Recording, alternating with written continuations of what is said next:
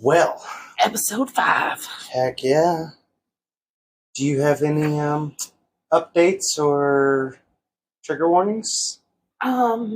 Trigger warning, we're talking about child abuse in my segment today. Uh-oh. Yeah.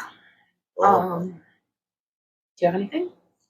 I don't really have anything on mine because it's more like coincidences, a few coinkydinks in history, and maybe a little conspiracy.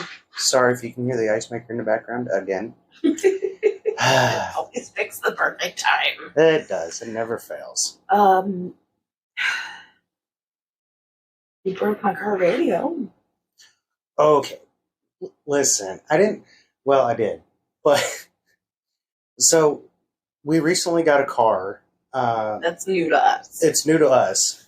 We got a car because our only vehicle is currently in the shop with a complete and utter failure of mechanicalism.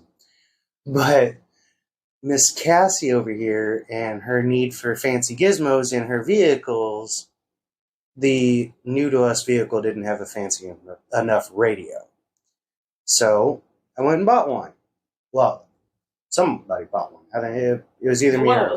Yeah. Anyway, bought one, and it's got a backup camera, it's got a dash cam, and it's got Bluetooth, and it does it all.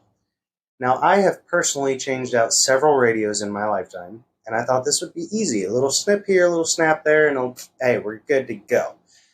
It wasn't. There was a lot more wires where there shouldn't have been, and there was not enough wires where there should have been, and I broke the radio.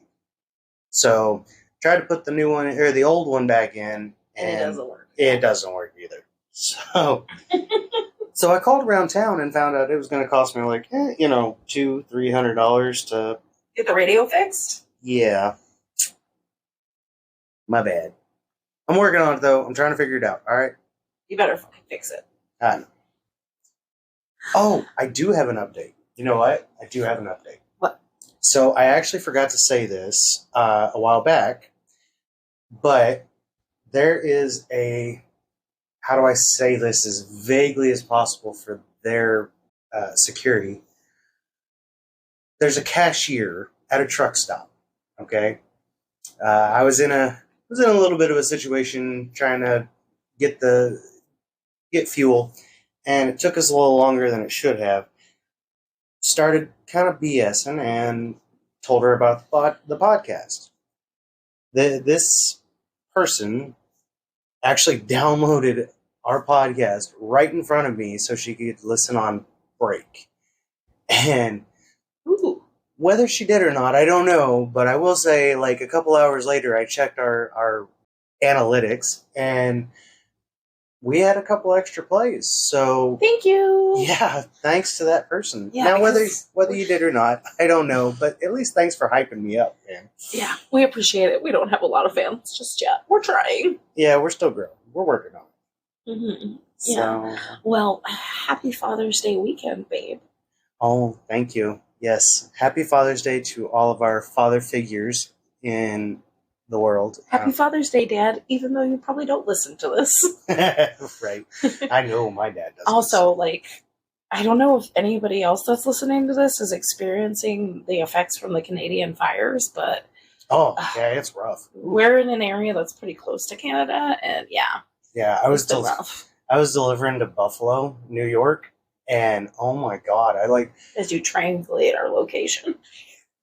You did on our Facebook page. That's true. We're in upstate New York. Yeah.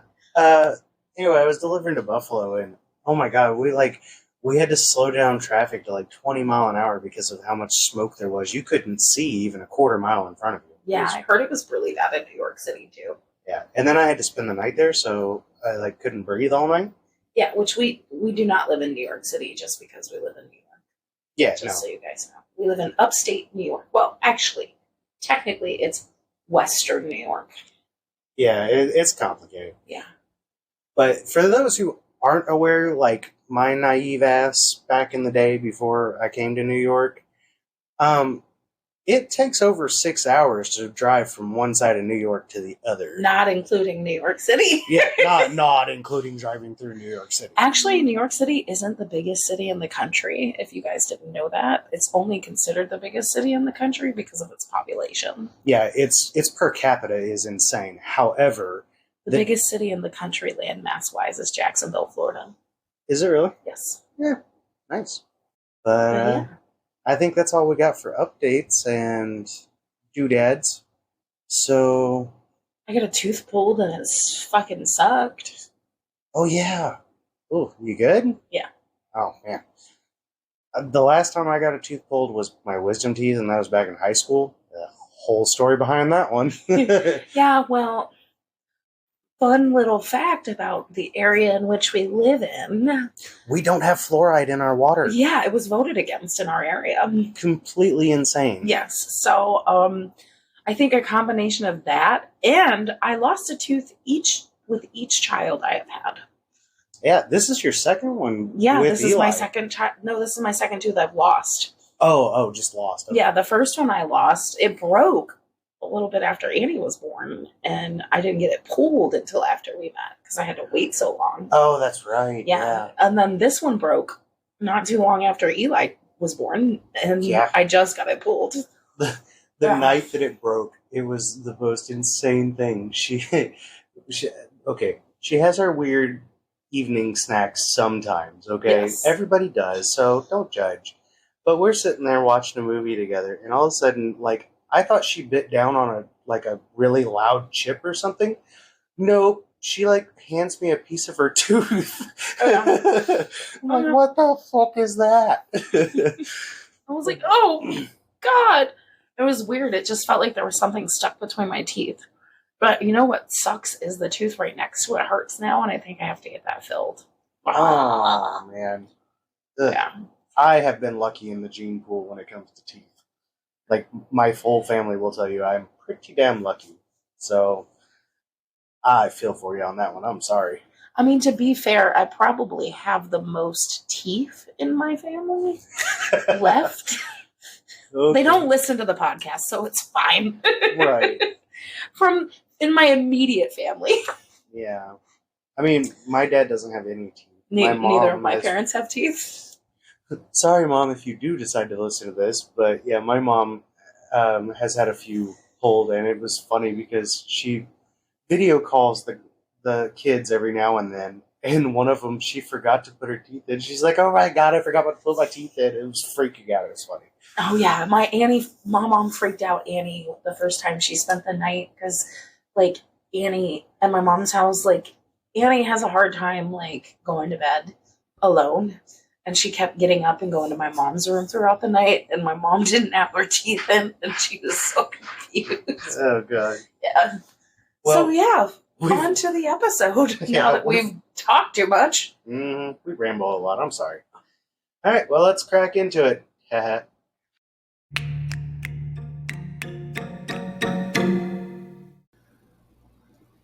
going to talk about Natalia Grace Barnett.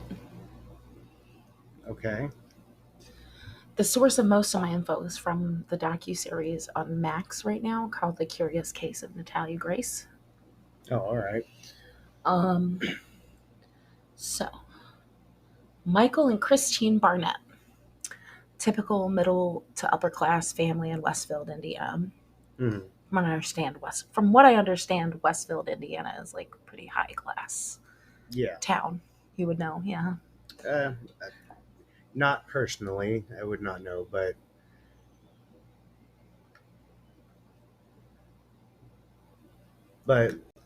I grew up around the area, so I know some of it. Yeah. They had been married for 15 years, had 3 sons, Jacob, Wesley, and Ethan.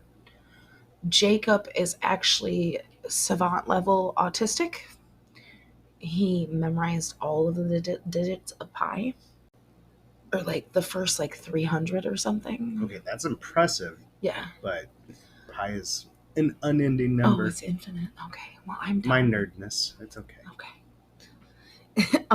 He flew through school he was in college by age 13. What Yeah. the heck? Okay.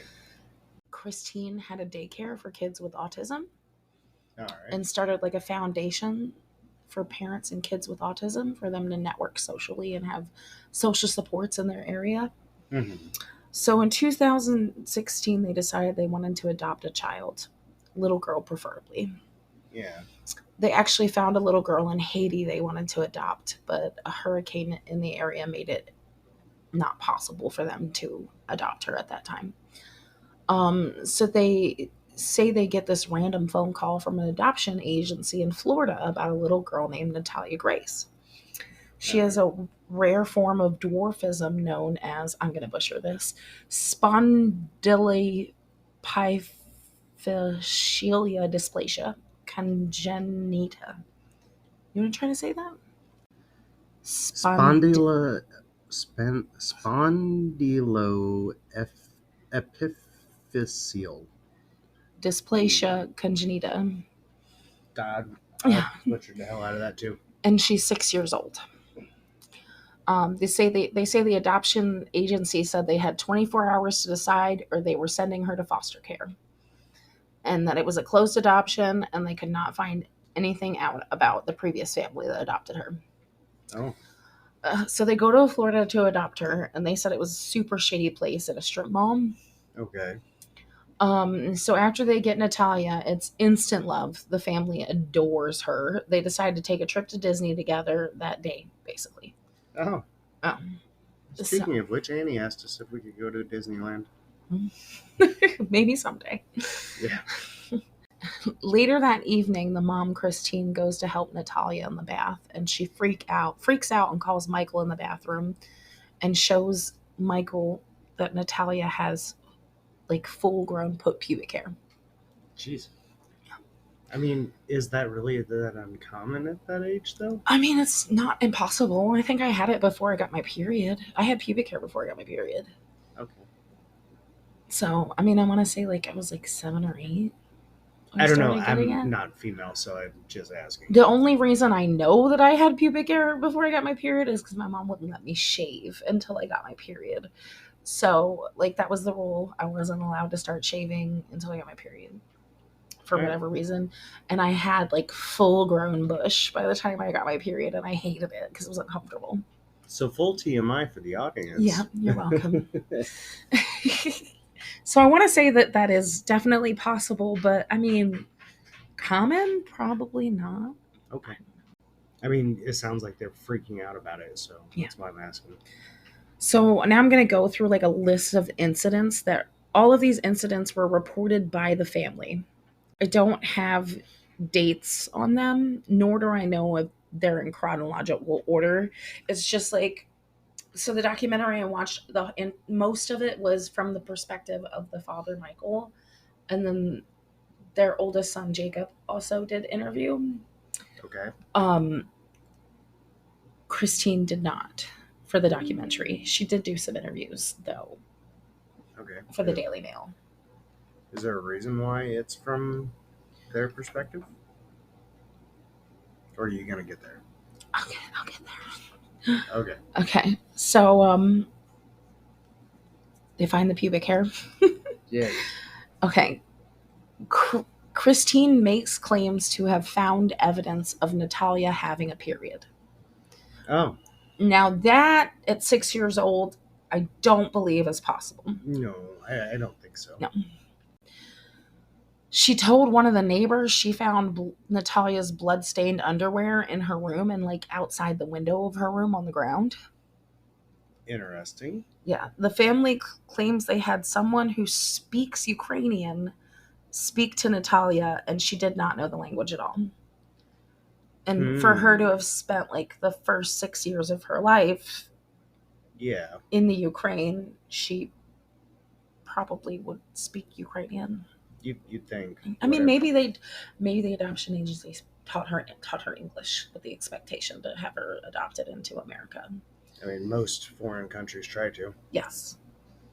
They say they found another 6-year-old girl with the same kind of dwarfism as Natalia, which they did produce a picture of the two of them playing together, and Natalia is significantly bigger than her. but they're the same age. Oh, okay. Um, for them to be the same age and have the same type of dwarfism, and she is like twice the size of the other little girl. It is kind of odd. Well, I mean, do think about the cats here. One's I think cute. that's genetics. Yeah. Yeah. Um, they say Natalia had bouts of incontinence where she would urinate all over things. She would intentionally urinate on her brothers. Ew. She would defecate on herself and paint the feces on things. Okay. Christine spent hours and hours questioning Natalia about who she really was, and she was getting like nothing from her. She just didn't know. She was basically saying she didn't know who she was and or where how old she was or where she really came from. I mean, depending on how she was adopted, that is very possible. We are talking the Ukraine, which is a high sex trafficking area. Christine also made claims that Natalia was making sexual advances towards Michael. And there it is. Ugh. So the youngest son loves cows. Okay. And I guess they decided to go to a dairy farm for one of his birthdays so he could milk a cow. Mm. Um, so there are two different versions of the story, kind of told by Michael. Not like full two different stories, Did he? but he interviewed two separate times. One like right after they got. Um, I'm not going to get into that. Anyway, there's two different stories. Okay. Did he find it utterly enthusiastic? um, I will tell kind of the two different stories, but basically they go to this dairy farm. They are told there's an electric fence and they have to sign a waiver knowing it's there and that any injury caused by the fence, the farm isn't responsible for. Okay. So Michael says at first mention of the electric fence, Natalia's face lights up. So the family starts taking this long walk towards the cows. Suddenly, right by the electric fence, Natalia sits down and refuses to keep walking. Interesting. That's when Christine tells Michael to keep walking towards the cows with the boys, and she will deal with Natalia. Uh-huh. So here's where the inconsistencies in the story start. The first time Michael tells this story, he says he looks back and sees Natalia and Christine fighting, and hears, like, he looks back because he hears screaming. Uh-huh. Then he sees the ambulance coming. The second time he tells the story, he said he didn't see any of it happen, that they heard the sirens and came back. Interesting. Well, anyways, the story is that Natalia was trying to push Christine into the electric fence. Mind you, she is a 8-year-old child with dwarfism. Right. So she's like 2 foot tall and like 50 pounds to a grown woman. Okay. But they're saying, like, the family is all saying that Natalia is pretty strong and like this is what happened. All right. I'm kind of confused. After this incident, they send Natalia to the hospital and have her admitted into a psychiatric hospital. Wow. That was fast. After a few weeks, the psychiatric hospital sends her back saying she is being inappropriate with the adult male patients, trying to proposition them for sex. Oh, God. Yeah. The family claims that Natalia was hiding knives under her bed after this, and like in different places in the house. And that they would find her standing over them in the middle of the night with a knife. Whoa. No. So after the knife incident, they say they made her stay outside in the garage, basically living in the garage. All right. She was seen by one of the neighbors on the back porch in the rain for hours. Uh-oh. And so one of the neighbors called CPS. Now, the cop that showed up for this is now passed on, so we couldn't speak to what actually happened. Okay. But Michael claims that the cop believed their claims of Natalia actually being an adult. Wait. They were trying to claim that Natalia was adult to this police officer, and he claims that the police officer believed him. I am going to post pictures of Natalia and other things, like a lot of them, on our Facebook page once this episode releases. And they needed to get Michael is saying that the family needs to get a lawyer and a doctor to back up their claims so they can re-age her. Which I didn't know was a thing until I heard of the story, but apparently it's common for other countries to change the age of orphans to make them seem younger in order to make them more adoptable. I guess that makes sense. And so it is actually common to have an adopted child re-aged to their correct age once they are in the States. Oh. Okay. At some point, they take Natalia to several different psychiatrists, and one of them diagnoses her as a sociopath. Oh, no. But there's no actual record of that, from what I understand. Wait. They take him to a psychologist, but there's no record? Something's wrong. Well, I mean, maybe they did. Because, like, just like what happened with Gypsy Rose, just like with Munchausen syndrome by proxy, a lot of the times doctors are inclined to believe the parents. And that's how things like this, say things like Munchausen by proxy happen. Right. Because the doctors believe what the parents are telling them. But in my non-doctorate, non-professional opinion, but just somebody who works with people with mental health disorders and somebody who has mental health issues, it's actually like really hard to get a diagnosis like that. Like it would take years of therapy. I think even most psychologists and therapists and etc.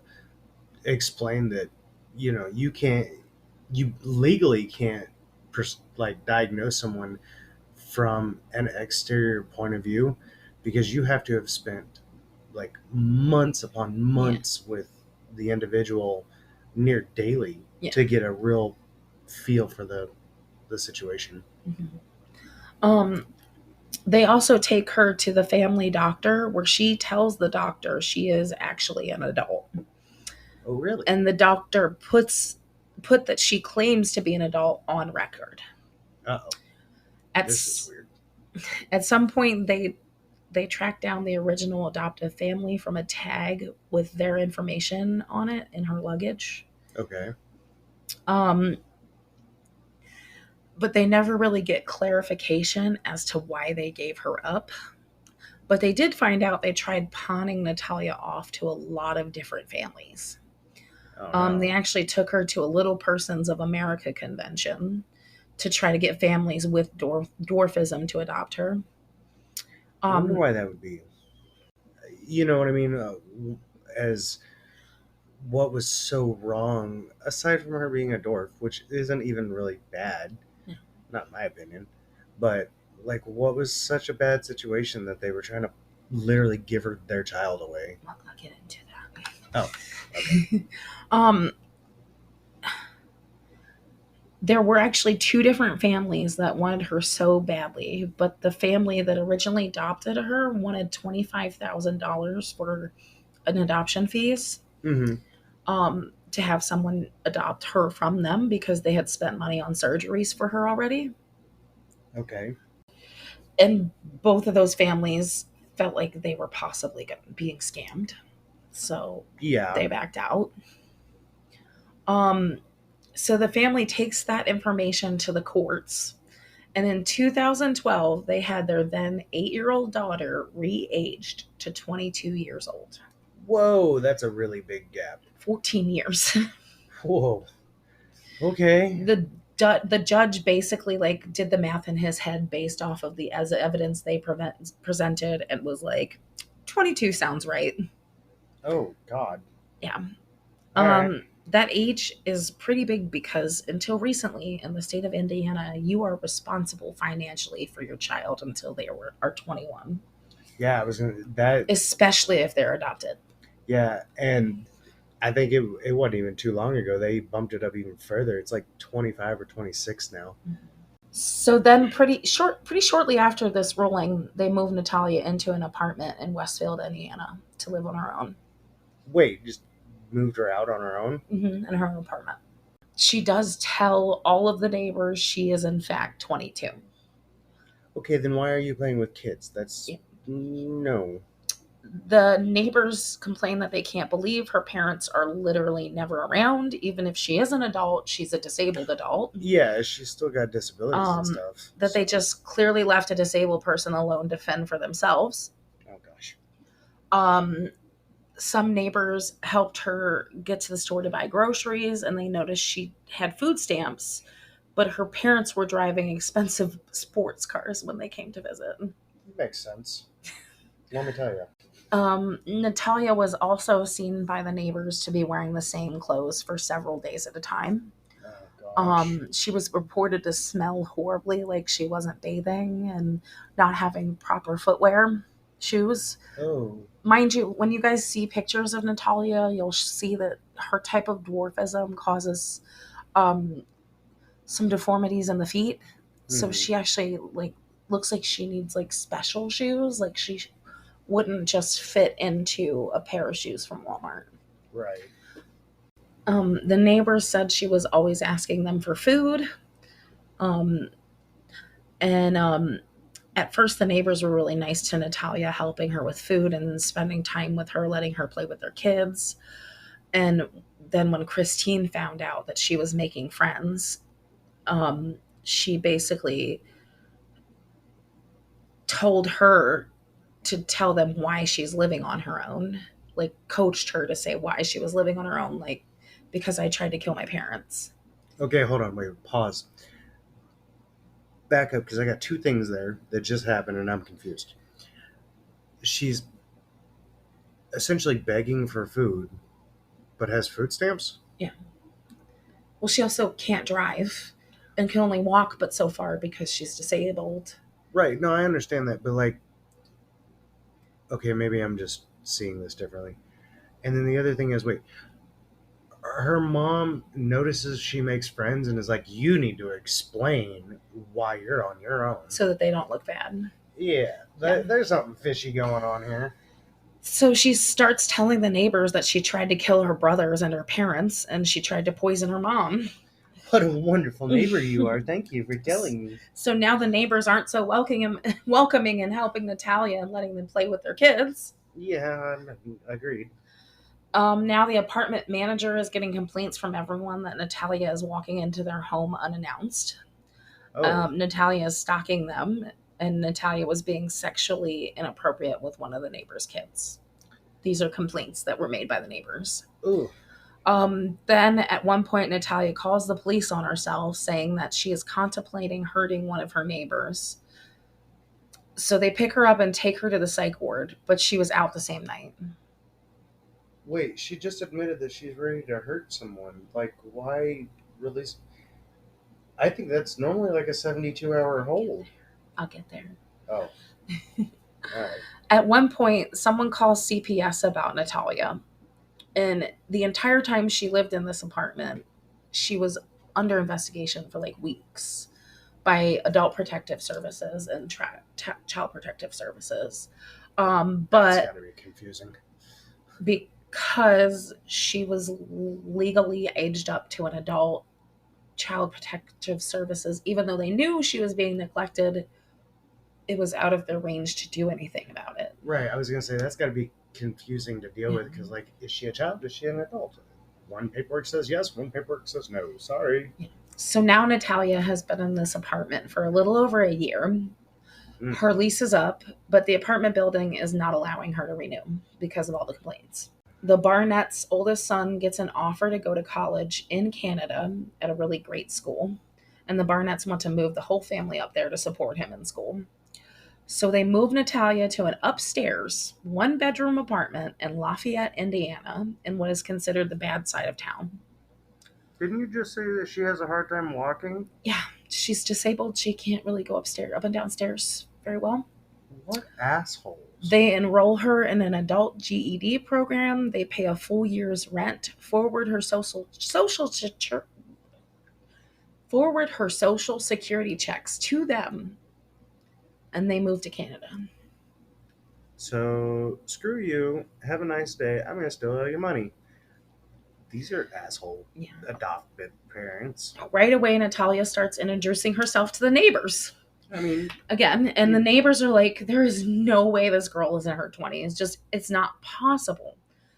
And CPS is called again, and an investigation against the Barnetts has started.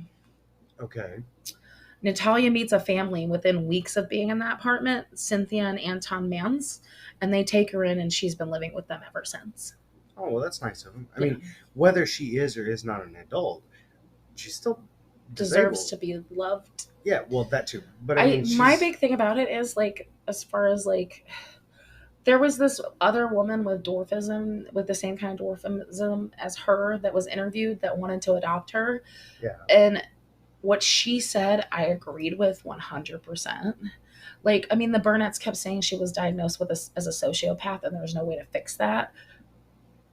But what she said, that she was a teacher for Okay. years, and that when a child threatens, like, she thinks it's utterly ridiculous that someone would be afraid of a child threatening them. A 6-year-old child threatening you. You'd be afraid of that.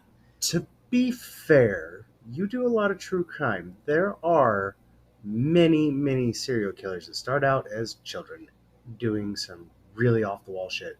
And there have been murders at 9, 10, 11 years Okay, but do you lock them in the garage or do you go get them help? old. You know, back when. Here's the time frame question. Okay. So, Mhm. since she's lived with that family, not once has there been a single incident of her ever trying to hurt them, their other adopted kids, their biological children, or their new grandchild. Okay. So the question is, what did she have against the adoptive parents? I'll get there. Okay. In 2018, Michael and Christine filed for divorce, and that's when Michael starts to change his story a little bit.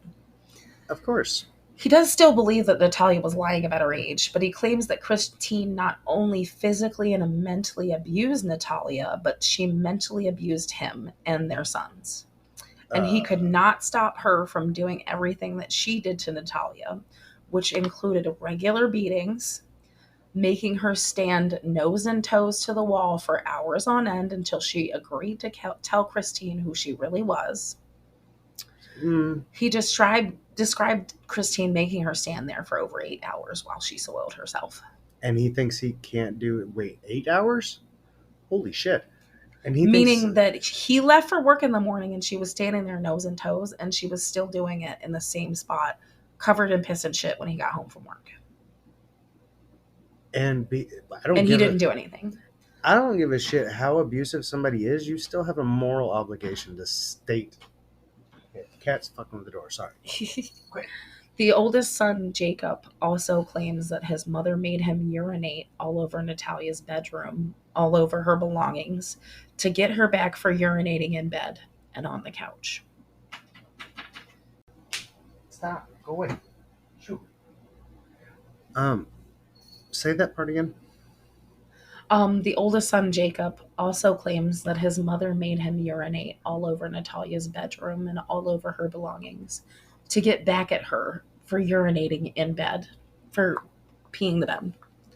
So, because you pissed the bed, I'm going to have somebody else piss all over your stuff? That makes 100% sense, let me tell you. Also, Jacob says that his mom claimed that he had to do that because a psychiatrist told her that it would work.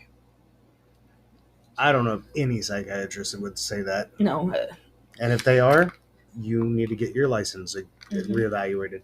Also, that first CPS call we talked about where they had her like outside of the rain, records show that police officer did in fact, in his opinion, say that Natalia was a child. Still. Oh. All right. CPS asked the Burnetts if they had any history of domestic violence or history of abuse. They said no. The CPS worker took them for their word when in fact they did have multiple incidents of domestic violence between them.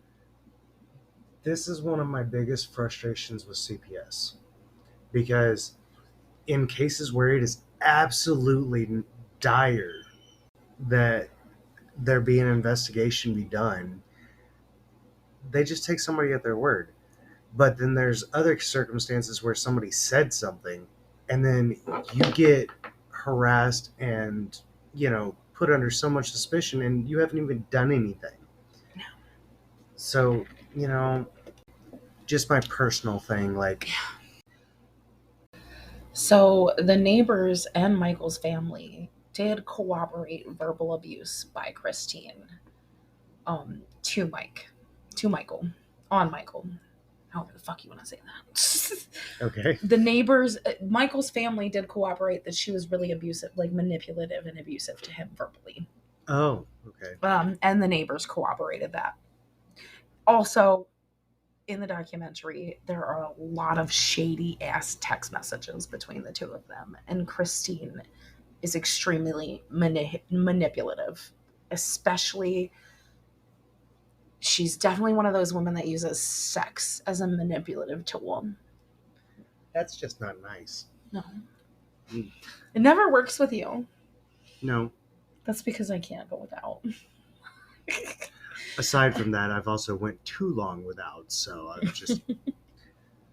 I was married once, all right? Listen, if that's a bad joke, I'm sorry. I hate the story so much. It makes me so mad, but that's why I wanted to do it. Right. So, first off, some of the interviews I've seen with people who have the same kind of dwarfism that Natalia has. Mm-hmm. Some of my notes got cut off. Oh. All right, well, what got cut off was... Editor, do your work. So the state of Indiana started to open up an investigation against the Barnetts. Okay. They go to the Ukraine and they find Natalia's biological mother, Anya Gava, Oh, okay. who does a DNA test and is proven that she is Natalia's biological mother, which proves that Natalia's actual birth date was September 4th, 2003. So in 2012, when they moved her into that apartment, she was 8 years old. Whoa. She was, in fact, 6 when they adopted her. Holy crap. Yes. Like, we're two full-grown adults, and we had a hard time with an apartment. Shit. Natalia later admitted in court she survived off of peanut butter sandwiches because not only could she not reach the stove, but she didn't know how to use it. Oh, my God. Yeah. That's why I hate this story so much, and that's why I wanted to do it. Yeah. So first off, some of the interviews I've seen with people who have the same kind of dwarfism that Natalia has, they say it's physically impossible for someone with that kind of dwarfism, even as an adult, to overpower a full-grown non-dwarf adult. Oh. In any way, shape, or form. Yeah, I can see that being a very hard difficulty. So that whole trying to push her into an electric fence, yeah, bullshit. Also, they interviewed the EMTs from the incident. Mm-hmm. The only person that was upset was Christine. Natalia was just sitting there saying that her feet hurt and that she couldn't walk anymore. And verifiably, they should be, Natalia also never had proper footwear purchased for her by the family. She was in every picture only wearing socks. Oh my God. Yeah. So, mind you, this Michael admits in interviews that he had 6 figures in his bank account at this time. I hate rich people. I wanted to address some of Natalia's odd behaviors reported by witnesses outside of the family, not the Burnett family themselves. Like the 911 call where she says she's stalking one of her neighbors and wants to hurt someone. Natalia later admits that she was told to do that by Christine. Oh. Wow. So that she could corroborate their story. Of course. The odd behavior in the psych ward. Now, this is just my opinion. I am a DSP. I work with adults with intellectual and developmental disabilities, and people that don't work in my field wouldn't know this, but a lot of the times someone who has an intellectual disability will also have a mental health issue. Right. And we deal with a lot of dual diagnosis. And in my experience, and also a lot of my residents that I've worked with over the years were adopted. You, Um, that kind of makes me think about one particular resident that you have. This person, you can ask them, "How are you feeling today?" And their response will be what you want to hear. yeah, That person tries really hard to please you, yes, even though they could be in like literally dying. yes. That's pretty common because they want to please their caretakers. They want to make us happy. Yeah. But that odd behavior of an 8-year-old child, like she was in a group home in Ukraine. She bounced around through multiple families before the Barnetts adopted her. Um, that comes with behavior issues. It comes with regression, or they might even act more mature than they are. And a lot of the times, especially with young women who have gone through trauma, they will become overly sexual at a very young age. Hmm. Um, that's also a sign of abuse. I'm sure. Also, a child being incontinent when they're well above potty training age is a clear sign that a child is being abused. Yeah, I knew that was always a clear sign. Attention seeking behavior, like playing with feces, is a sign of abuse. Being over sexual and being a young child is a sign of abuse. Yeah, didn't know the one about the feces, but okay. Well, I mean, like, it's just any kind that, like, even I want to say I haven't seen a lot of interviews with Natalia yet, except for just one with Dr. Phil, and they didn't talk about that. But I feel like that was probably a lie just to make her look crazy. Yeah, But at the same time, somebody who has been through a lot is going to have mental health problems. And I deal with a lot of people that have mental health problems. Even when I worked in the nursing home, I dealt with people who have a lot of mental health problems. And I have dealt with at least 5 different people that like to play in their own shit. yeah. So Stories that could be told. I'm telling you. I can't tell any of them. That's true. um, Also, since she is disabled, it could be possible that it took her longer to potty train because of her physical disadvantages. That's very possible. Yeah. In 2019, the state of Indiana filed charges against Christine and Michael Burnett. About time Indiana did something. Yeah. Because Michael was claiming that Christine was also physically abusing Natalia and broke other laws, they had to break up the trials and make it 2 separate trials because Okay. he was turning evidence against her. Yeah, and He sung like a canary against her. He was fucking ready to put her ass in jail. well, the problem is that like being married, you can't Well, they're literally. divorced now. Oh, okay. Well, now it turns to he just because the divorce went bad. I think that's one of the things that got deleted from my notes somehow is that they got divorced in like 2016. Oh, okay.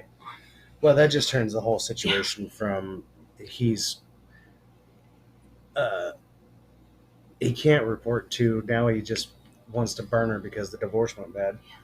So for Michael's trial, the judge determined because a judge already ruled that Natalia was 22 years old and in fact an adult, that her age could not be a factor in the child and no one could refer to her as being a child in the trial.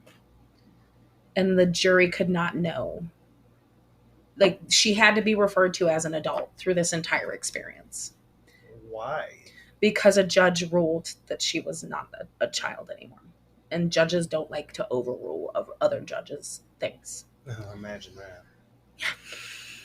Okay. Also, the charges were neglect and abandonment of a disabled person. And since the state of Indiana couldn't keep it neglect and abandonment of a child, that made it a lesser charge in the state of Indiana, which I could go on a whole tangent about how ridiculous that is. Yeah. Because I feel like they should be pretty comparable Well, based on what I do for a living. you want me to really give you a sour opinion about Indiana? You can get a higher charge for pet abuse or neglect than you can for child abuse or neglect. That's crazy. Yeah, leave a dog in a car for 10 minutes. You can go to prison for 15 years. Starve a kid for 2 years, and you might get a slap on the wrist. Michael Burnett was found not guilty on all charges, I don't like that. and they dropped all the charges against Christine due to lack of evidence. No. Would you stop, Lucifer? Not a good time. Kitty, kitty. I don't fucking like it either. No, because completely ignoring the fact that they just dropped the case for her, for Christine, um, he still had a moral obligation. He's still morally guilty, no matter whether he was being abused or not. Yeah. It doesn't mean you can't stop someone else from getting abused. I don't agree, and I will die on that hill. I will also die on that hill. Sorry, I was drinking. Also, in the documentary, Michael and the youngest son, Jacob, didn't know they were being recorded still. Oh. Jacob forgot he had his microphone still attached to him, and he went upstairs to talk to his dad. And they caught them talking about Natalia being thrown down the stairs by Christine at some point. Oh, no. No. Some other things I didn't mention in the earlier notes. Every time CPS got involved when she was living in the apartments, Christine and Michael would take her phone and wipe all of the phone numbers out of her phone so she couldn't get a hold of the CPS workers. Jesus. Nor could she get a hold of them if she needed anything. If that isn't a clear sign that you're fucking guilty because you're avoiding or like preventing being told on. Also, they cut her electric off multiple times because they just forgot to pay the bill when she was in the apartments. But Michael and Christine are protected by double jeopardy and probably the statute of limitations now. Yeah. Natalia, if you ever hear this, I don't know if you listen to podcasts, but I'd like to think that someday you hear this, and I want you to know that I believe you deserve to be loved. Every child deserves to be loved, and you being disabled should have had nothing to do with how a family loved you, and your age shouldn't have either. And I'm sorry for what happened to you. Michael and Christine deserve to go to prison for what they did to you. And they deserve to burn in hell for tarnishing your name like this when you were obviously a child in need. I agree. And I'm starting to tear up. There are still people that believe Natalia was an adult despite the physical proof. Doctors saying she physically was a child at that time based on x-rays. Natalia at this time is legally 33, but she is only 20 years old. Another fun fact, the movie The Orphan, which is almost identical to Michael and Christine's story, came out a year before they made the story up about her being an adult and being a sociopath. That's why it sounded kind of familiar. It's because of the movie The Orphan. Wow. That's why you thought that this was... No, that... Yeah. Whoa. Yeah. So, just a heads up. She couldn't keep her secret on this one, and she had to tell me a synopsis of what was going on. Because I was really upset. Yeah. Like, we don't keep secrets from ourselves, so the whole not telling each other's stories is really hard. Yeah. But I was really, really upset yesterday when I was doing my research, and I was like, babe, I need a break and I need to vent. Yeah, she pulled me away from everything else going on just so she could fully go through what was going on. And I was like, damn, this sounds really familiar. Like, have I heard this case before? But now you said the orphan thing. I'm like, nope, I hadn't heard the case. I heard the orphan part. that cleared it all up. So based on the interviews, you guys should really check out the docuseries, and actually I want you to watch it with me sometime. I do believe Michael's story that he was being abused by Christine, just like based on, like, he literally broke down and cried like 10 different times telling the story. Like, I mean, maybe he could cry on a dime, but I don't, like, his behavior, it was believable, but that doesn't excuse what happened to Natalia. I still think he's guilty Yeah, of abandoning a child. like I said, he's still morally Yeah. morally obligated. No for matter, running that. no matter how much he says he was afraid of Christine, he also said that she claimed that she sexually abused him by withholding sex That's or not using sexual. sex as a tool. He claimed it to be a form of sexual abuse. Maybe it is defined a form of sexual abuse now, but I mean, he's got the big bucks. He probably paid for a good lawyer. Sorry, the ice maker is going off. Probably paid for a really big lawyer to figure that one out. But yeah. in my opinion, that's not. I really don't abuse. care. He allowed a woman to and he allowed her to abuse and neglect and neglected and abandoned an 8-year-old little girl with a rare case of dwarfism. Yeah. That also needed multiple more surgeries still. Mm-hmm. And they were financially stable enough to Afford all of those things for her. fully help her through her Yeah. life. I mean, like we're okay, but we're not up there by any means financially. But if someone like that were to come to us, anybody like that were to come to us, we would give you the shirt off our back Yeah. just to make Natalia, sure you got through I do another want day. you to know, even though I was 13 years old when you were born, I would have adopted you and loved you if I had the opportunity. I love kids. And she actually she's really cute, like beautiful little girl. I haven't seen the pictures yet. I have to, let me pull up a picture of her. She was, I mean, she's still beautiful now, but like she was a really cute little girl. And she's got like dark brown hair and dark brown eyes. No. She has like a similar nose to you. Okay, wait, hold on. When was that photo taken? That was when she was in the apartments on her own. Okay, this is a black and white photo that she's showing me. And if this is from when she was essentially 8 years old, and they're claiming she's 22, I'm sorry. If you when you see this picture, you have to be fucking blind to think that that girl is above maybe 10 years old. Like I might be able to come off with 10. This is her as an adult now. Okay. And mind you, she's still only 20. Well, no, in this interview, this Dr. Phil interview, she was 16. Okay. Because I watched that last night. She doesn't look any older than Annie in that. Yeah. So cute.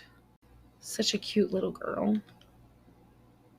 Yeah, the younger photos, she definitely looks young. Like I don't see where this. That's her biological mom, Anya. Yeah, I mean the one that they're claiming 16, she might pass for 20 in that photo. Might. Yeah. So there will be a part two of the series where Natalia tells her side of the story. Oh. It's due to come out this summer, and I'm really excited about it. So we might have an update episode or just like an update at the beginning of an episode about it. Hey. If you guys were like the story, like I was pissed. I was sad. A lot of emotions came out of me on this one. As a mom and a direct support professional that cares for people with physical and developmental disabilities, this absolutely broke my heart. And I just can't believe that this 8-year-old girl managed to live on her own for a year. Yeah.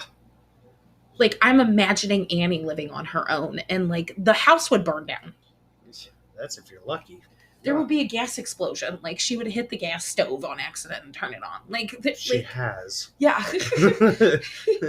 Oh no, I can't even imagine 8 years old. Okay, well no, I take it back because my parents worked very, very long hours when I was growing up, and I took care of my sister and I at 8 years old. So it's not impossible, but for someone who can't reach the freaking stove, yeah, okay, there's a problem.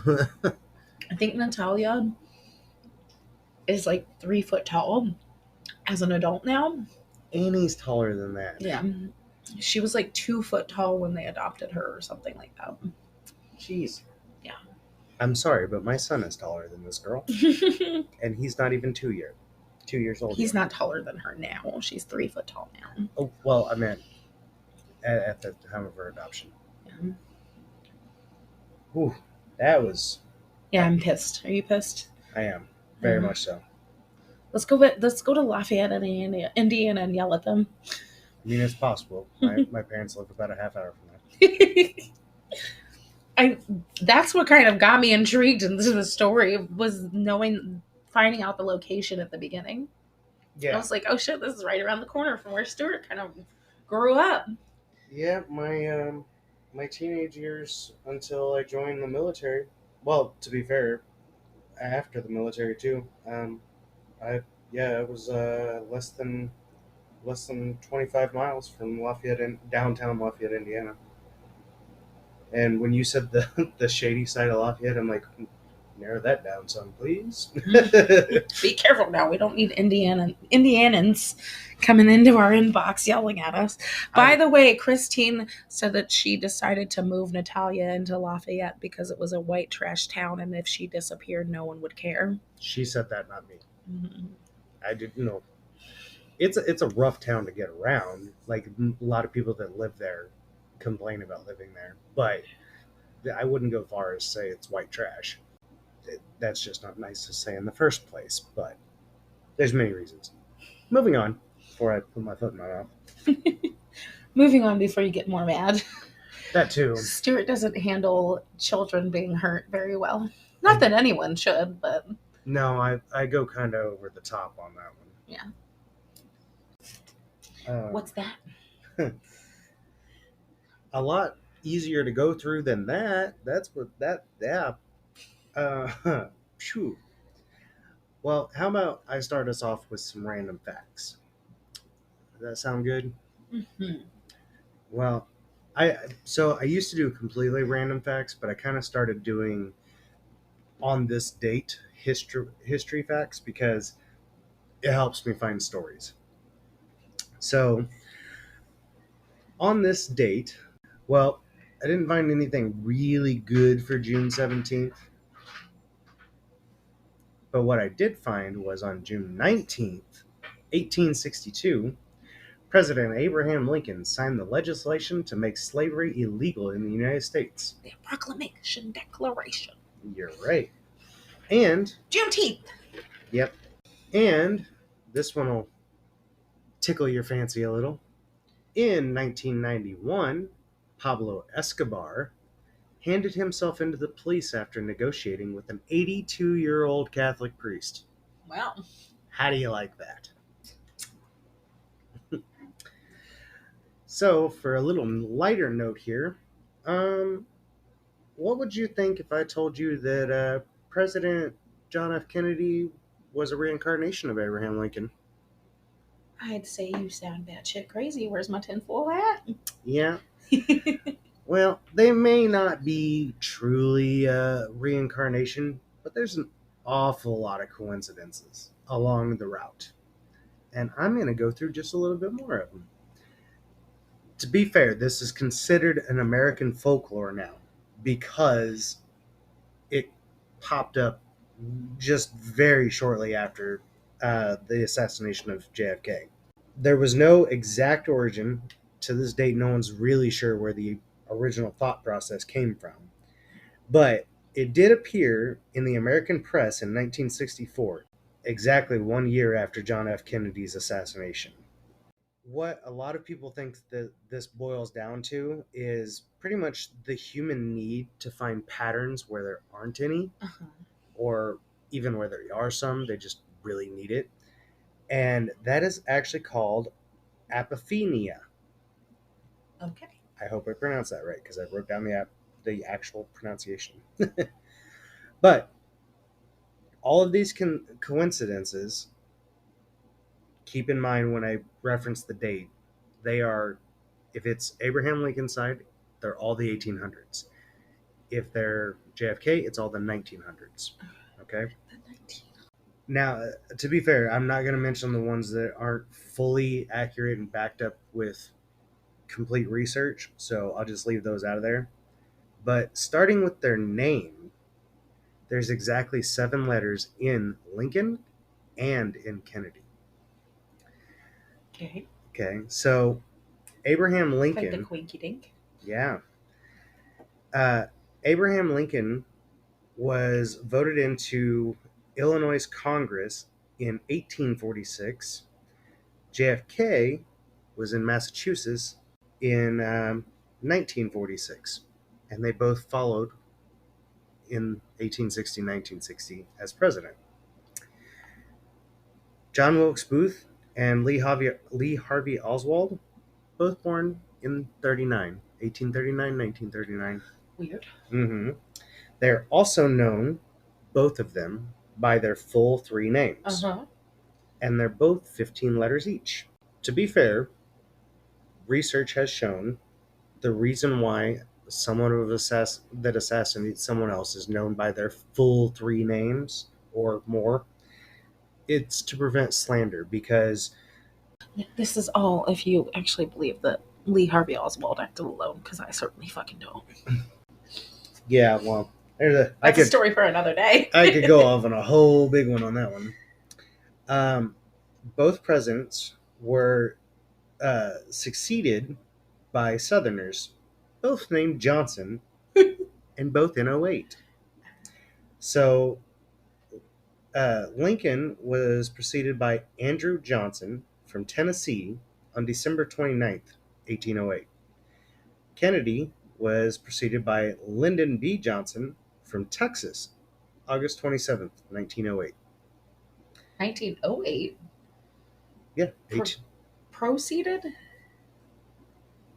preceded, yeah. Preceded. Before? No, after they died. After? In 1908? Yeah, you're right. Kennedy died in the 60s. Yeah, you're right. I wrote something wrong down there. Yeah. Oh, no, I'm sorry. They were both born in '08. That's what it was. Whoops, my fault. Yeah. I was like, timelines aren't up there, babe. Yeah, I didn't write down my own damn notes. So, yeah, they were both born in '08. 1808 for Andrew Johnson. Lyndon B. Johnson was in 1908. Another common factor, which kind of was my joke about them being reincarnated, President Lincoln pursued civil rights hard. So did JFK.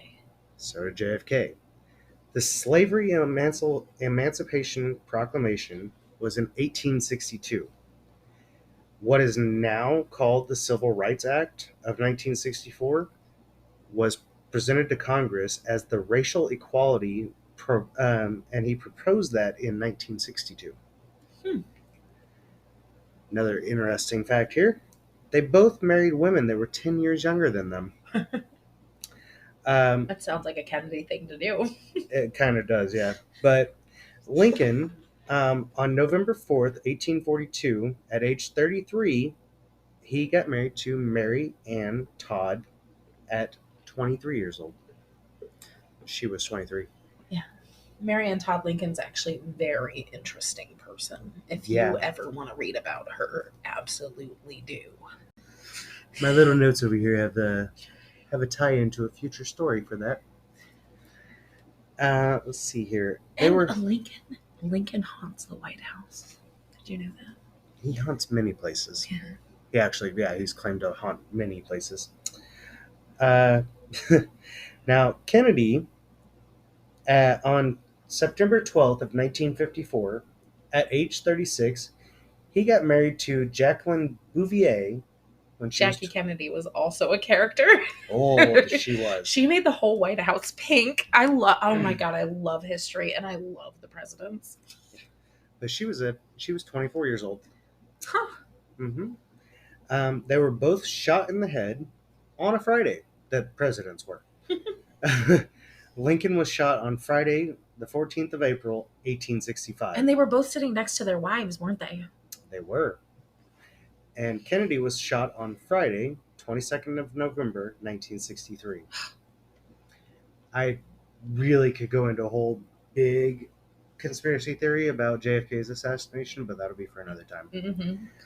That's like the boomers' generation's 9/11, you know? It was a big one. Yeah, they all talk about where they were when JFK was shot. Yeah. I mean, there's even to this date, they're still looking for the, what's that Russian hair cover thing called? I can't remember. There's a name for this particular woman. She's in a photo, and you can see her taking photos from a better angle that would have shown the quote unquote shooter. They, to this date, are still looking for who she was and where her photos are.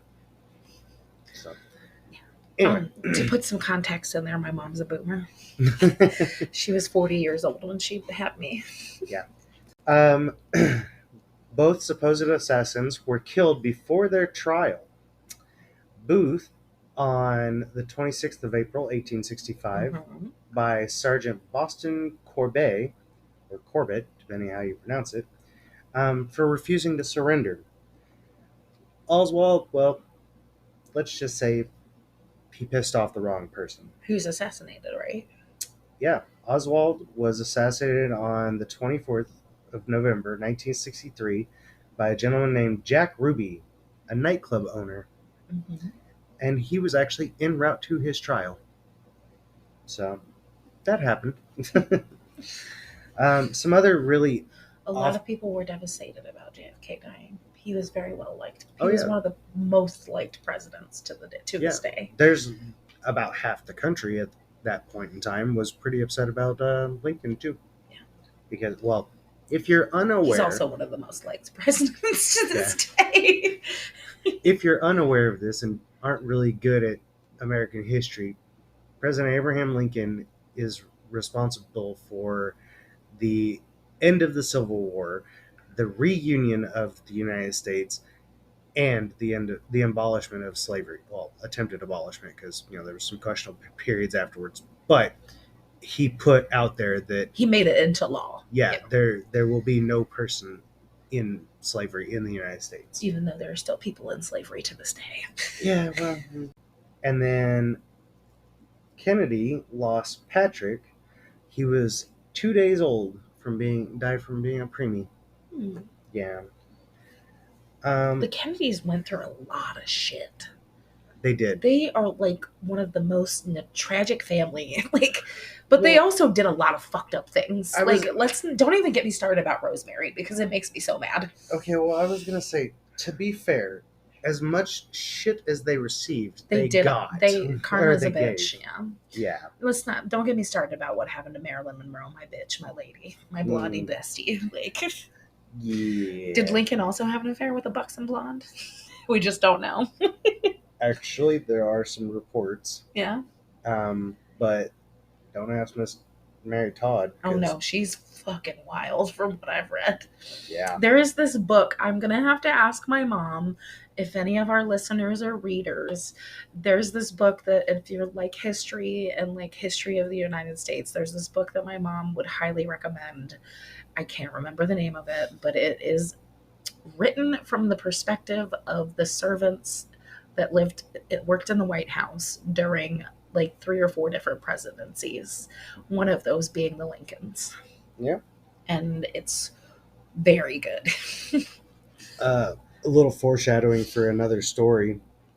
Mary Todd Lincoln is also very well known for using the Ouija board. Oh, shit, girl. Mm-hmm. She actually... knock on wood, nothing's happened to us since that Ouija board incident. We have had a little bit of bad luck, but... I just haven't told you about a few things. Really? We just talked about how we don't keep secrets. Yeah, you're right. But to be fair, would you... I'm a scaredy cat. Yeah, I was going to say, you get terrified over the simplest things. Like, we can't really watch horror movies without having nightmares, so... I'm better about it now. Better now, but I think if I told you some of the things, you would... Like, I told you about a random guy that I was kind of suspicious of walking past the house too many times, and now you have locked every door every second of every day. That's just being protective of my children. Mm. To be fair, you leave me home alone 5 days a week. Defenseless, without any guns. Not that I know how to use guns. I was going to say, and I'm not getting into that one, dear. All right. Anyway, moving forward. So President Lincoln was killed in Ford's Theater in box number 7. Mm-hmm. President Kennedy was killed in a Lincoln which was the 7th car in his motorcade. Both of them are the second born after and named after their grandfathers. Oh. Mm-hmm. They both had brothers that died before their presidential election. Abraham Lincoln's brother, Thomas Lincoln Jr., passed away before the election. I wasn't given an exact date, but I'm sure you could find it if you dug deep enough. President Kennedy's brother, Joe Kennedy Jr., passed. They both had a sister that died before their congressional election, Sarah Lincoln and Kathleen Kennedy. Fun fact, this is the Good one. old Kathleen. Here's my real fun fact that has a hell of a kicker, and I actually have a story that goes with it, like a personal account. Edwin Thomas Booth, the older brother of John Wilkes Booth, saved the son of President Abraham Lincoln. I've heard that before. Yep. Recalled by Robert himself in a letter to the editor of the Century magazine in 1909. That's the year my grandpappy was born. Robert Lincoln states in his letter to the editor that the incident occurred while a group of passengers were late at night purchasing their sleeping cars places.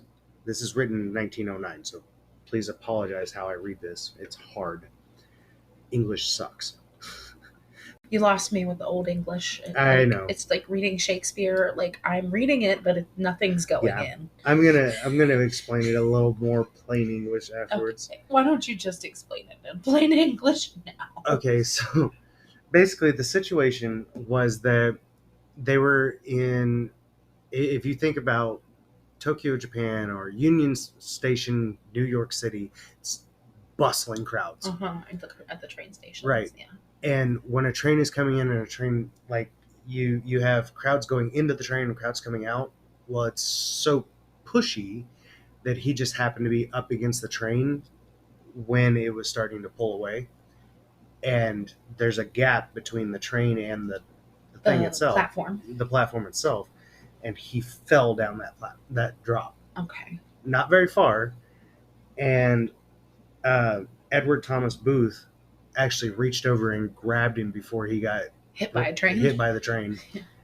It was, I can't remember how far along later it was, but they had actually went out and, like, one person bought lunch for the other or somewhere along that lines.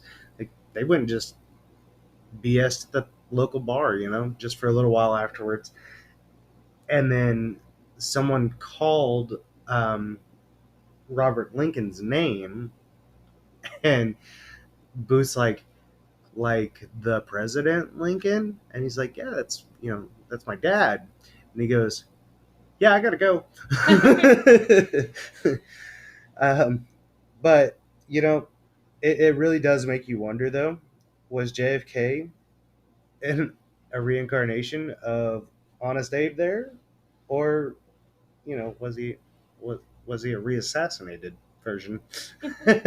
Or does history just fucking repeat itself over and over and over again? Yeah. And I mean, like, there's a lot of conspiracies about JFK not being such a good person. And I think a subject that came up in the documentary about Natalia, their oldest son, Jacob, talking about his parents, about not being able to define someone as good or bad, because good people do bad things and bad people do good things every day. Right. And I think the same could be said about people like JFK and Abraham Lincoln, or people in general. Well, one of the biggest conspiracies about JFK is that he was murdered by our own government for asking too many questions. I don't want to get into the conspiracy theory too much because I might actually do a thing on it. I would love to hear about it. Yeah. But at the time... He also has involvement with Puerto Rico, the scandal with the Dominican Republic, or is it Puerto Rico? Cuba? Cuba. Yeah. Yeah, the scandal with Cuba over the cigars. He's got the moon landing. Like, there's so... and then the shit with Marilyn Monroe to Vietnam. Vietnam, yes, but not the Cuba. drug war. Yeah. We did not get thoroughly involved in that until after JFK. Yeah. Because I believe it was the next president. But JFK started the war in Vietnam. Well, started our involvement in the war in Vietnam, didn't he? I can't remember. I believe he did. I can't remember if it was JFK or the next Tricky Dick. I don't know because I have Richard Nixon ended the war in Vietnam because he was in a big scandal with Watergate. And he wanted to gain popularity. Yeah, he was the Watergate. Yeah, I think JFK started Vietnam. Which president started the war in Vietnam? Dwight D. Eisenhower was president when Vietnam was partitioned in two and the U.S. was involved. Lyndon B. Johnson was president when Congress voted to expand war-making powers to the president. That's it. Okay, so it was Johnson, his predecessor. Predecessor. Yeah, but I think JFK started the involvement. Like, he was kind of started to get that ball rolling. It just said Eisenhower did. Eisenhower started it. They just gave the power to the president after JFK. But the one thing that was a big JFK all the way up to Reagan was the Cold War. Yes. That was a big deal, which was also the American moon landing and et cetera, et cetera. Anyway, moving on. Oh my God, we could get so deep dived into the royal family, like until our eyes bled. Did you know that people think they're reptilians? I definitely knew that. I'm totally for that conspiracy. Also, birds aren't real. They are government spies. Maybe we should just but I do actually have a completely random off topics fact for you. You ready for this one? Uh-huh. Do you remember the Never Ending Story? Yes. Do you remember the scene where the horse is dying? Oh God, yes. I know, it's sad. I don't mean to bring that up, but it's emotional damage. Emotional damage. The reason I have to bring that up is Evanescence. Mm-hmm. Bring Me to Life. Oh yeah. It's like a verbatim discussion between the princess and the little Native American kid. Don't ask me to quote it right this minute because I listen to it enough, but I don't. Save me from the nothing I've become. Save me from the nothing. Yeah. The nothing was. Yes. Yeah. But you want to know where I first heard that song though? This is also completely off topic. Do you remember when the movie Hellboy came out? Yes. It was the music video intro to Hellboy. You're such a nerd. Shh. I like my superhero off topic freaking comic books fan stuff. You're cute. I saw a meme today about Thanos' snap. Uh-huh. For those who haven't seen it, spoiler alert, Thanos snaps his finger, half the world disappears. Moving on.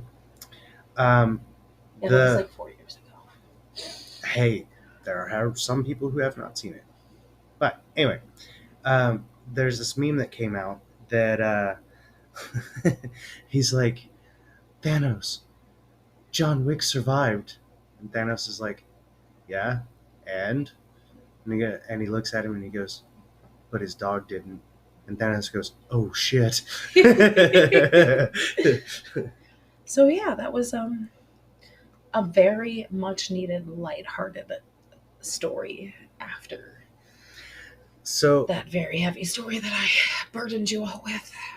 If anybody's curious of why we set up our podcast the way that we have it, is because we've been listening to the same podcast, trying to race each other through the episodes, and have discovered that a lot of the times there's a very lighthearted intro to their episodes where it's ghost stories or paranormal or supernatural or cryptid or whatever, and they're very lighthearted and jokey and stuff, and then they add on such a low note.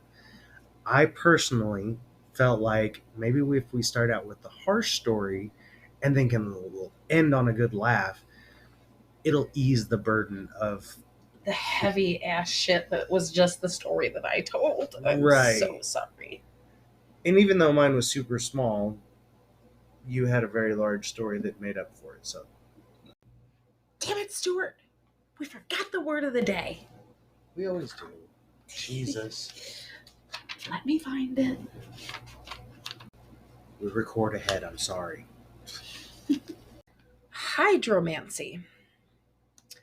Divination by the appearance or motion of liquids, such as water.